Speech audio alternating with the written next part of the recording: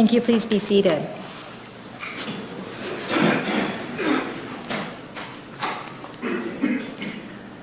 All right, counsel, you wanted to approach before we brought the jury in.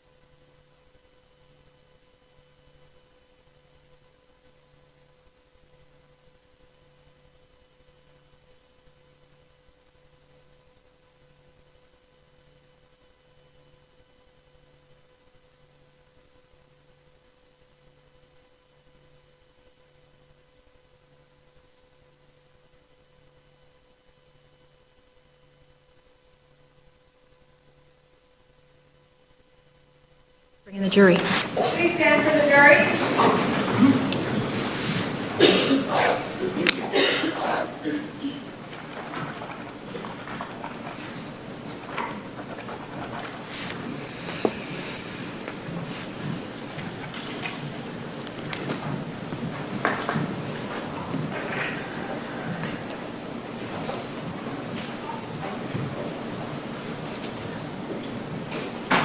Please be seated. The record will show the presence of the jury, the defendant, and all counsel.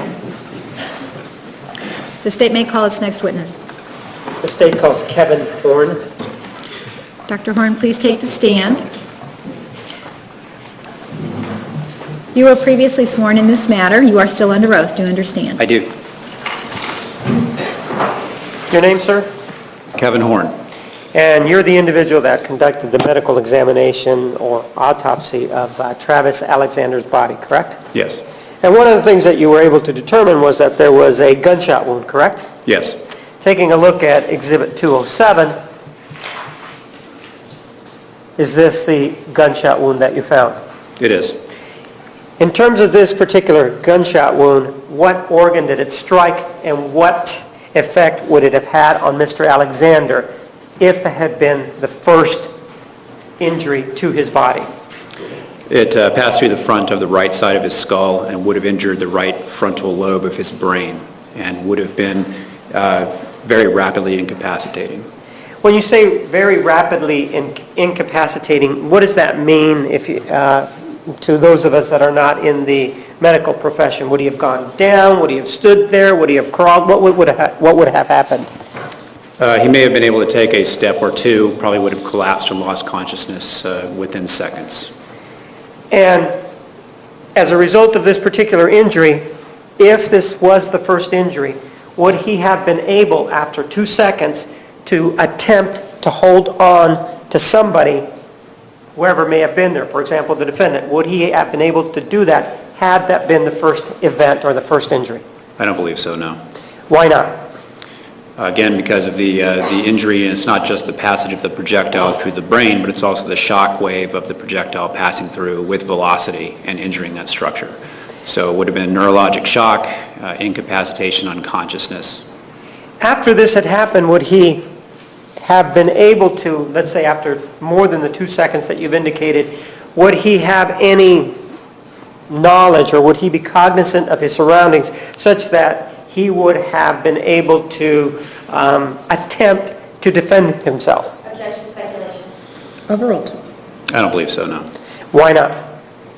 Again, because of the injury to the brain, the information processing part of the brain would have rendered him unable to raise his hands, to offer any sort of purposeful action, or to verbalize anything.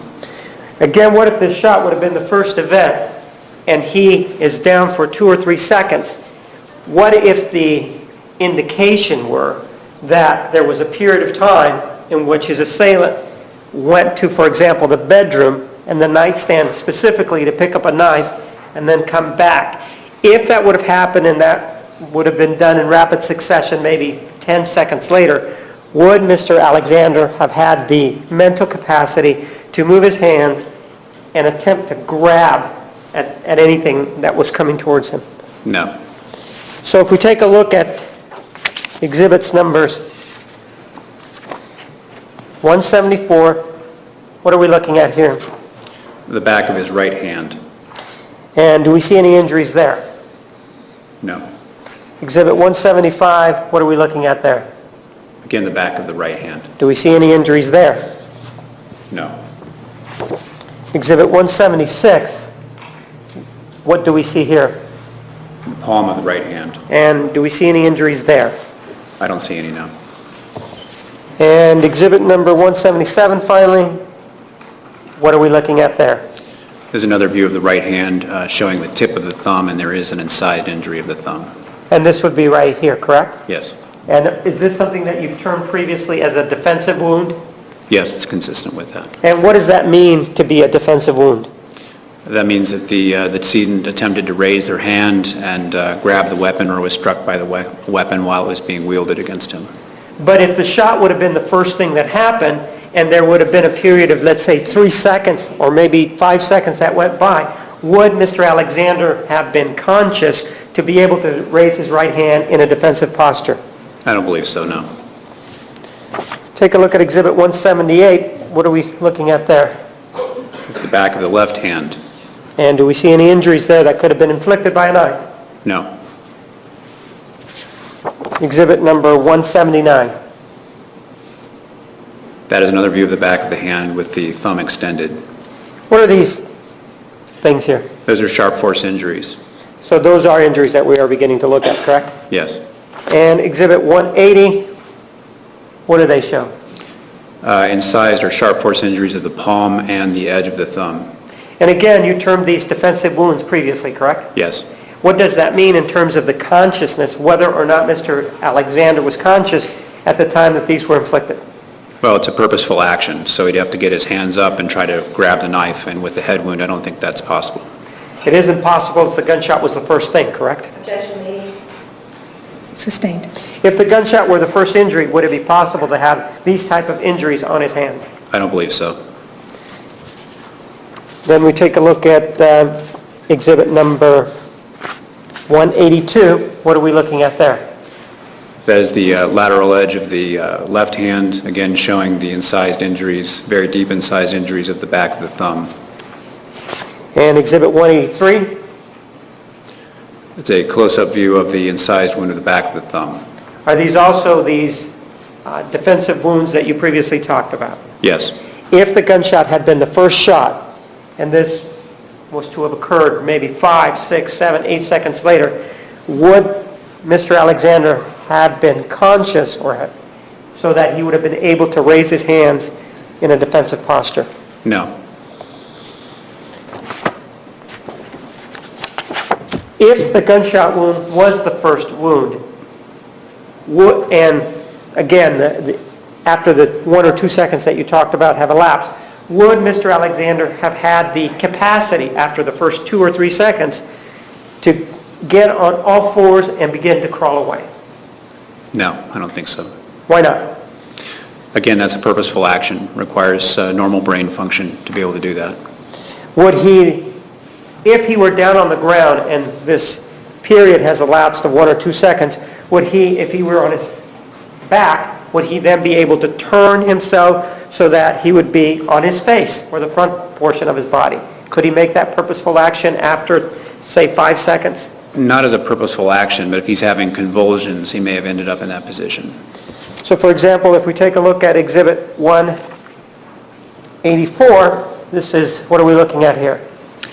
Stab and incised wounds at the front of his torso and a wound of his neck.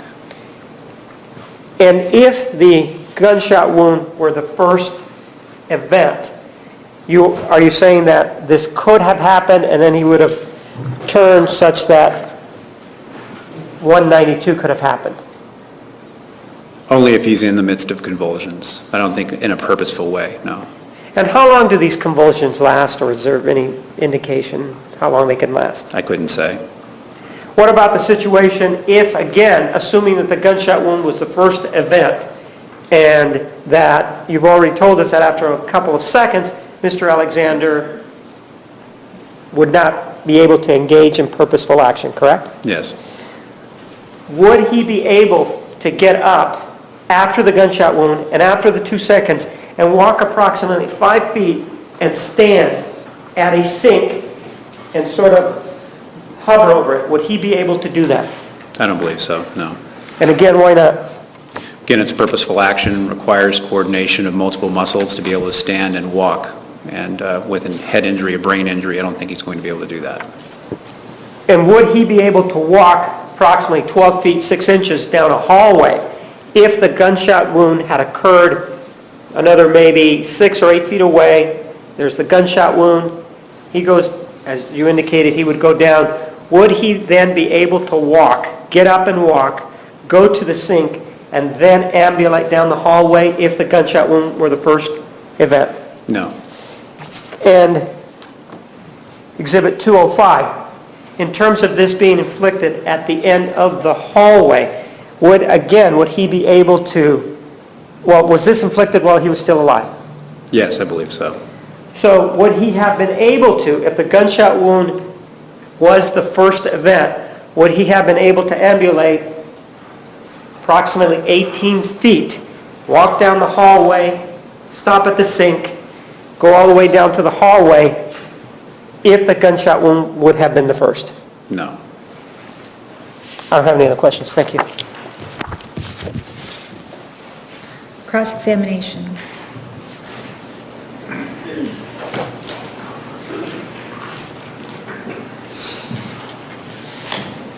Good morning, Dr. Ryan. Morning.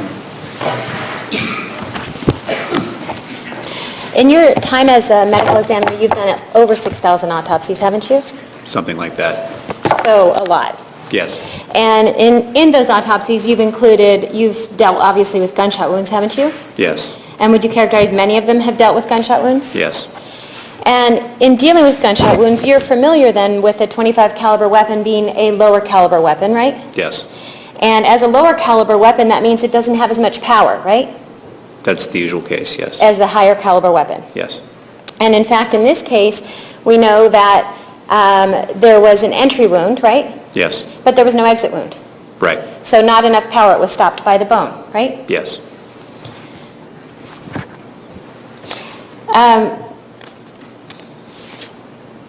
And if the gunshot wound was done when Mr. Alexander was just a few feet away from the gun itself, presumably there would be more power coming from the gun, closer to the gun than further away from the gun, right? It would lose velocity with distance, yes. Okay, and so, but here we see that it didn't have enough velocity to even make it an exit wound, right? Right. And there was,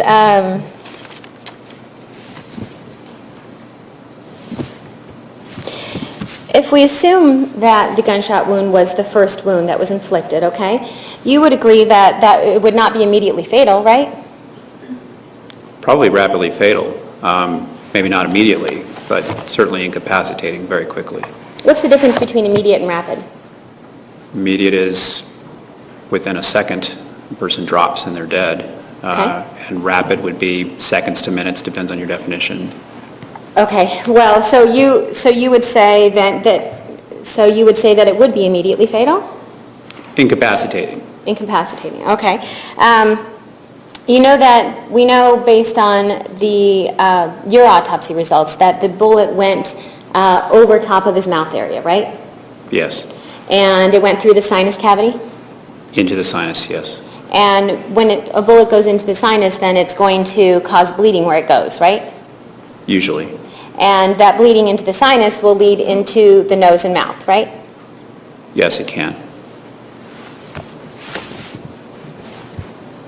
And so typically, once there's bleeding into the nose and mouth, we would expect to see blood then coming, being sprayed out of the nose if there's any type of force behind it, like coughing it out or something like that. Yes.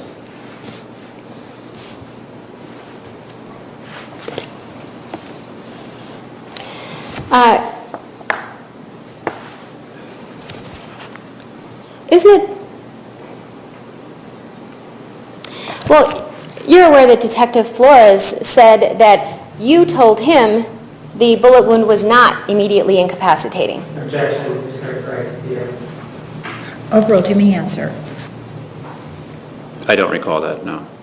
Okay. Are you aware that Detective Flores said that that you told him, in particular, that the gunshot would not have completely incapacitated someone? Objection. Improper impeachment by foundation of relevance. Sustained. And according to you, you don't recall having any conversation with Detective Flores, is that right? That's right. Ever, after the autopsy? No. And you obviously weren't here when Detective Flores testified in another hearing besides trial, right? You weren't sitting here watching him testify? I wasn't present. So you weren't present to hear what he had to say about what you told him?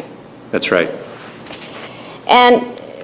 But you'd agree with me, though, right, that you've said once before, in this case, I don't think it would have immediately incapacitated him or killed him, but it would be a serious injury. Didn't you tell us that?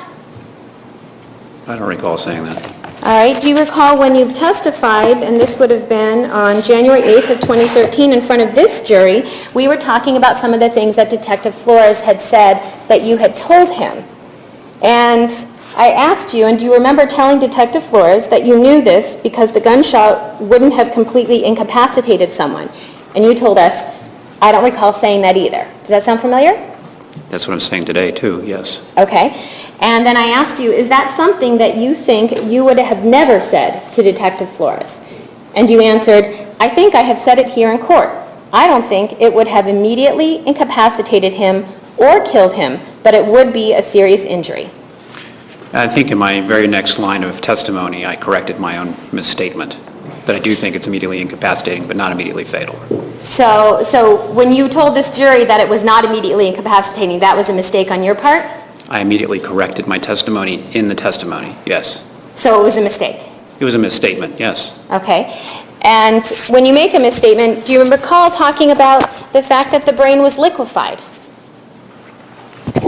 Softened, yes. Okay. Well, do you remember telling this jury last time you testified that it was liquefied? I don't remember using that word. Okay. And do you remember then correcting that misstatement once we then talked about how you were able to take serial slices of the brain? Yeah, in this case, with a very decomposed brain, you can section it, but it has the consistency and appearance of pudding. So, I mean, you can still take sections through it. So, And you did that, right? yes. You did sections. You took sections. As much as I could, yes. Okay. Well, as much as you could, though, when you were able to take sections, though, in those sections you were able, there was no damage that you could see, right? Right. And in my report, I say it's limited by decomposition. But you also tell us in your report that there was no damage that you can see in the brain. That's right, because of decomposition. And you also tell us that there's no trauma, there's no foreign bodies, and you couldn't see any pre-existing natural disease, right? Right. So you were able to tell all of that in the brain that you were able to section off, or cut sections of. I was able to state that the brain is decomposed and it limits the examination, but because of where the holes in the skull are, the brain has to have been injured. But I can't see the track through the brain now because of the decomposition. Right, and so basically you're hypothesizing, aren't you? Because the holes in the skull, you're guessing that the bullet went through the brain, right? It had to have gone through the brain. It's simple geometry. Okay, but simple geometry doesn't tell you exactly where it went, right? I know where it went. It went right through the frontal lobe of the brain. Because Exactly. there are two holes in the skull and there's brain in between. Just because I can't see the track now doesn't mean that the bullet didn't pass through that spot. I'm not disagreeing with you on that. What I'm asking you, though, is the fact that you can't tell us exactly where it went through the brain, right? Because you see no damage in the brain that tells you that. Right. Because of decomposition now, I cannot see a wound track through the brain. Okay, and so you have, and even though there was decomposition, it was enough for you to tell us that you were able to tell that there was no foreign material in the brain, right? Right. And even though there was decomposition in the brain, you were able to tell us that there was no pre-existing natural disease in the brain. Based on that examination and the limitations that are inherent in that examination. But you were able to tell us that, right? Right. I did not see any tumors or anything like that, yes. Okay.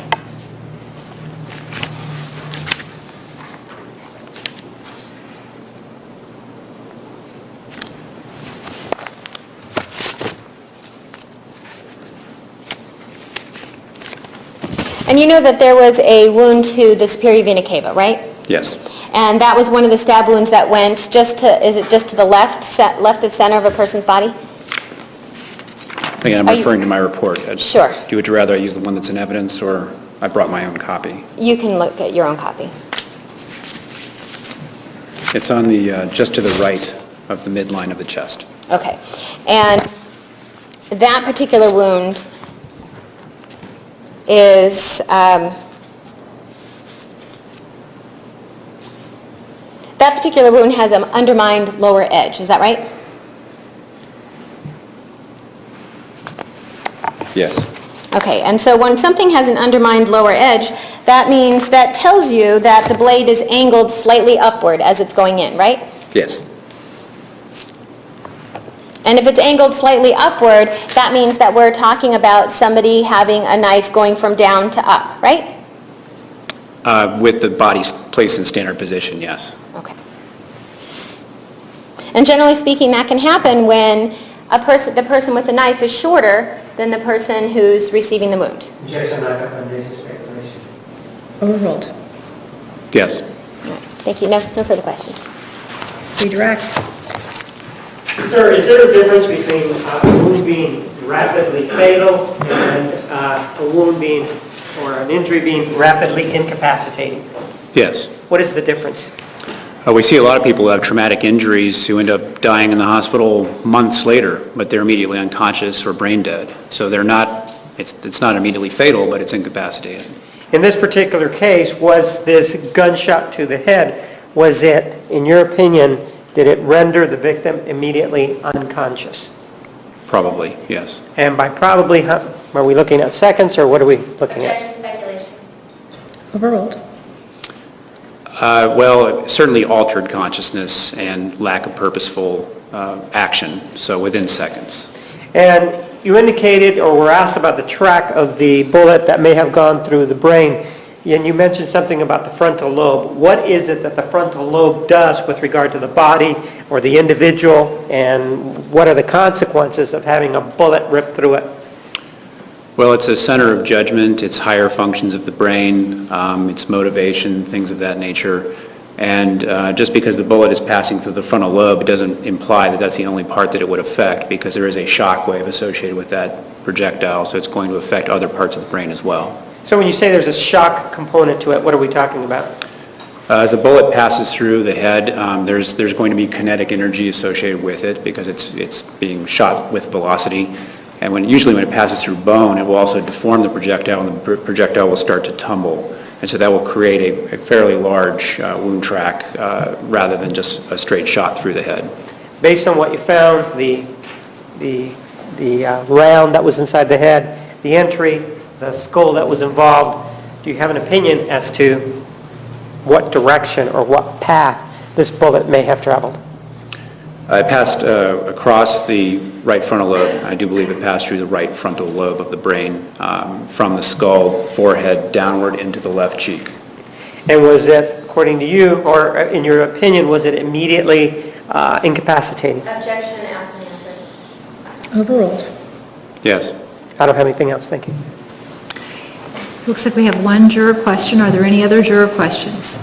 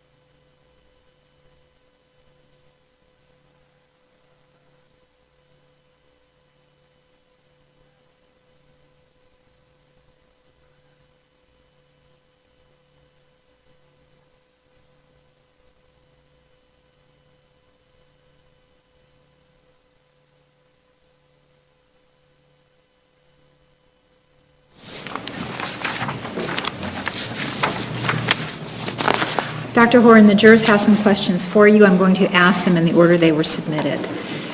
Jodi stated she shot Travis in the middle of the bathroom. If that were true, and he would have started bleeding from his nose and mouth, wouldn't there have been blood found in the middle of the bathroom floor? Normally, if you're shot in the brain, there's going to be blood associated with that, so there would be bleeding where the injury occurred. I would expect that, yes. Is it possible you could be wrong about Travis being able to ambulate for only a few seconds after the gunshot? I don't believe so, no. Can you explain what could happen to cause a different outcome? I don't understand the question. What could happen that could allow Travis to still move well and for a longer length of time? If the bullet had not passed through his brain, that could change the outcome. Can you explain why you think Travis was still alive when his throat was cut? Because of the large amount of hemorrhage into the soft tissue around the throat wound. That requires a beating heart. How frequently have you seen injuries with a .25 caliber weapon? Probably at least 100, 200 times. Any other questions for this witness from the jury? Follow-up from the state? So with regard to the, here you were being asked about the sequencing of events and in terms of the bullet. If the bullet wound was the first wound that was received by Mr. Alexander, would it have been immediately incapacitating? Yes, And why would it have been incapacitating? because of brain injury. Would there be, under any medical science that you are aware of, would there be any situations whatsoever where the bullet could go through the frontal lobe, as you found, and an individual could continue to ambulate for minutes? Not for minutes. If they're already walking in a direction, there have been cases where those people will continue to take a few steps just because that's the motion that's already been initiated. What if there were testimony in this case that he was already on the ground at one point after she shot him? Would he then, based on this bullet wound, been able to get up under any circumstances and walk around? No. I don't have anything else. Thank you. Ms. Wilmot?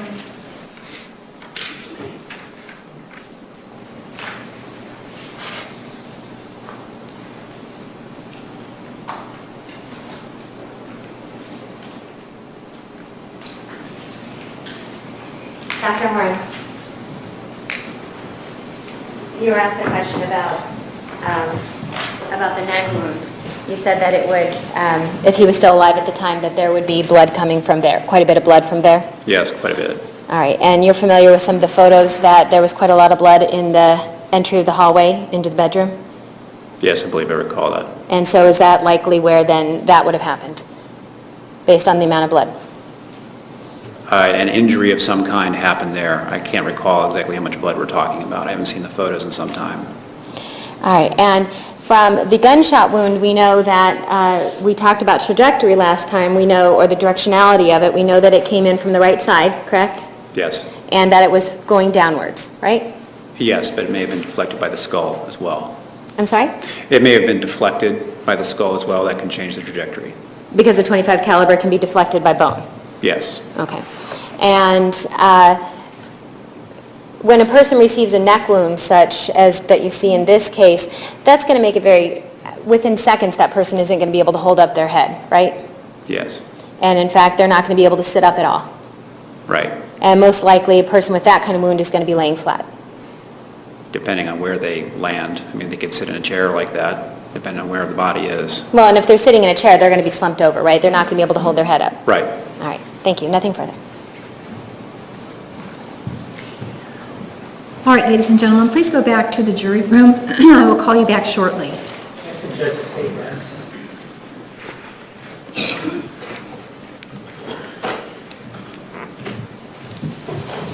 stand for the jury.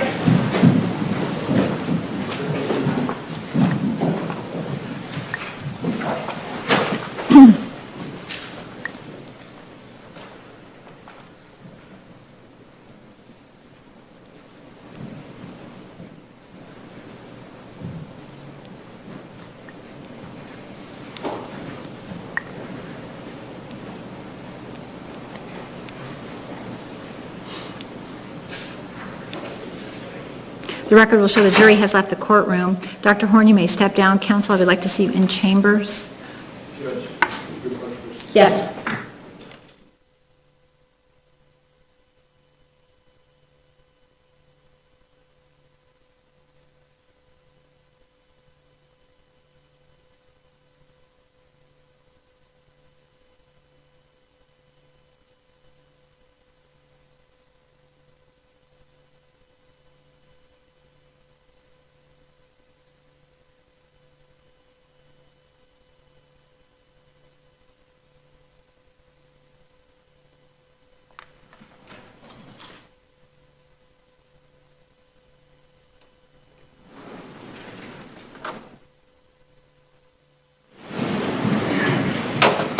Thank you. Please be seated.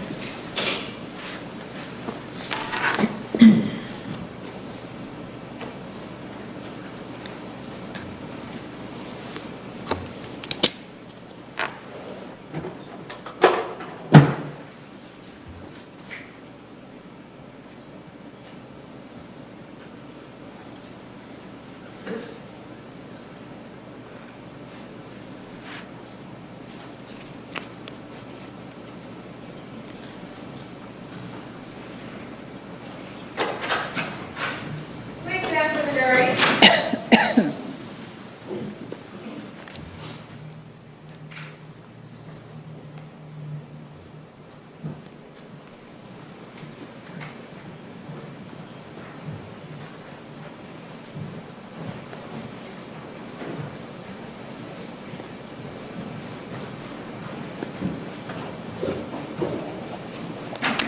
Please be seated. The record will show the presence of the jury, the defendant, and all counsel. Ladies and gentlemen, the court has excused juror number 8 from further participation in this case. We are going to take the recess until next Wednesday, May 1st, 9 a.m. Please be back here at that time.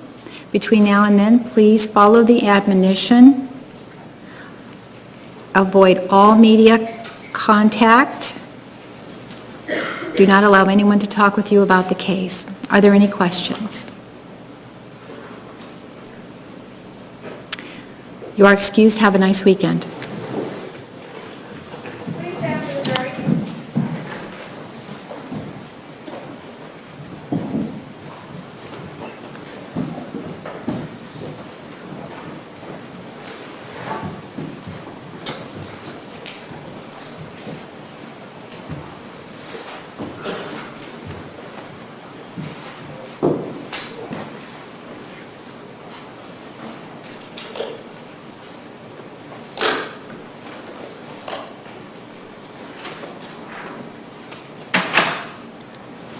The record will show the jury has left the courtroom. Counsel, anything else for today?